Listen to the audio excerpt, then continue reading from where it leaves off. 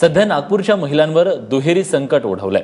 एकीकडे अज्ञाताकडून महिलांवर होणारे हल्ले थांबण्याचं नाव घेत नाहीयेत, तर दुसरीकडे जुगारात मशगूल असणाऱ्या नागपूर पोलिसांना तपासासाठी सवडच मिळत नाहीये।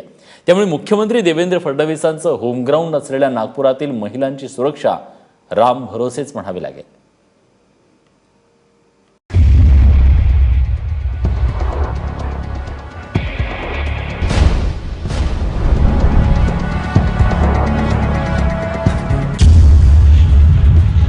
पोलिसांनी तयार केलेल्या या स्केचमधील चेहरा निरखून पहा।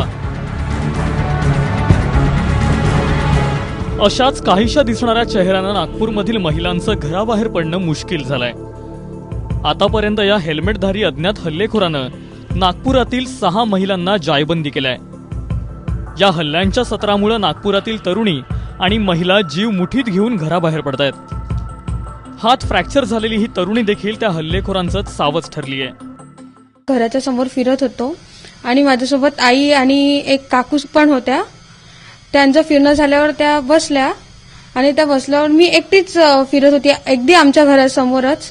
तेवढ्यात एक माझ्या मागून मुलगा आला, ऍक्टिवावर होता, हेल्मेट घातलं होतं त्यांनी, आणि अचानक त्यांनी लेफ्ट हँडनी चाकू मारला आणि स्पीडनी गाडी घेऊन तो पळून गेला।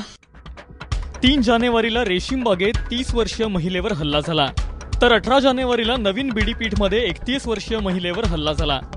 19 जानेवारीला खानखोजे नगरात 57 वर्षीय महिलेवर हल्ला झाला, तर 22 जानेवारीला सक्करदरा भागात 22 वर्षीय तरुणीवर हल्ला झाला। 29 जानेवारीला हनुमान नगर भागात 40 वर्षीय महिलेवर, तर 30 जानेवारीला रेशीमबागेत 50 वर्षीय महिलेवर हल्ला झाला। काही हल्ले दिवसाढवळ्या तर काही हल्ले रात्रीच्या अंधारात, मात्र हल्लेखोर अजूनही मोकाट आहेत। त्याच्यामुळे दहशतीत इतका म्हणजे लोकांच्या मनावर मनस्ताप झालेला आहे की लोक घराच्या बाहेर निघायला, लेडीज, मुली, आई बहिणी सगळ्या घाबरलेल्या आहेत। तर पोलिसांनी लवकरात लवकर यांना पकडण्याची फार गरज आहे। 6 हल्ल्यांपैकी एक घटना सीसीटीव्हीत कैद झाली आहे, मात्र त्यातून हल्लेखोराचा चेहरा अधोरेखित करणं कठीण आहे। त्यामुळे अनेक प्रश्नचिन्ह उपस्थित झाले आहेत।